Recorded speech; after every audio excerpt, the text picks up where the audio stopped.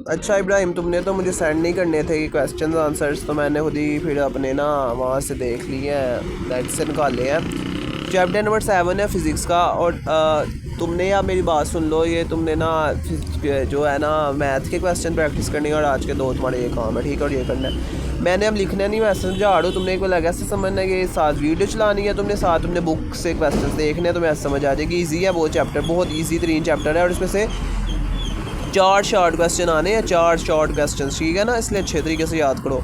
पहला क्वेश्चन है, what are the conditions for interference to occur. अब ये चैप्टर किसके मुतल्लिक है? ये चैप्टर वेव्स के मुतल्लिक है। वेव्स मतलब पता है ना, वेव जो होती है, जैसे साउंड वेव्स होगी, लाइट वेव्स होगी, वगैरह वगैरह।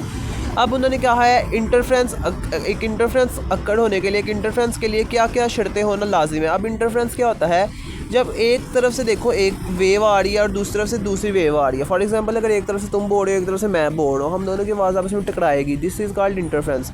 अब इंटरफ्रेंस होने के लिए क्या क्या कंडीशंस जो है वो यूज़ होती हैं, होनी चाहिए। First of all, the interfering beams, जो वेव्स बीम्स जहाँ भी आएगा तुमने कंफ्यूज नहीं होना, बीम्स वेव्स को ही कहते हैं। सो इंटरफेरिंग बीम्स जो होंगी मस्ट बी मोनोक्रोमैटिक।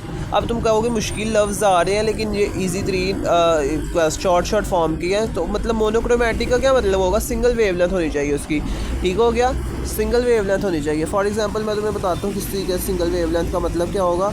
ये अगर मैं तुम्हें नज़र आ रहा है तो मान लो यहाँ पर एक वेवलेंथ होती है ना, वेवलेंथ क्या मतलब, यहाँ पर यहाँ से भी ऐसे ऐसी वेव जा रही है, यहाँ से भी ऐसे ऐसी वेव आ रही है, तो ये सिंगल होनी चाहिए, ना कि ऐसे 3 4 इस तरह, यहाँ से भी ऐसे इस तरह नहीं होना चाहिए, ठीक हो गया। पहली वे हमारी कंडीशन तो ये होगी।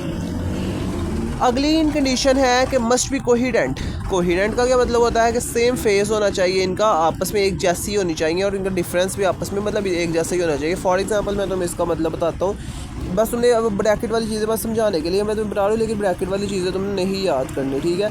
फॉर एग्जांपल, अगर यहाँ से एक वेव जा रही है जो इस तरीके से है, सेम उसी तरीके से उसी के एम्पलीट्यूड वगैरह सेम होना चाहिए उस अगली वेव का, उस तरह से जो आ रही है, फिर ही वापस में डिफरेंस होगा उनका।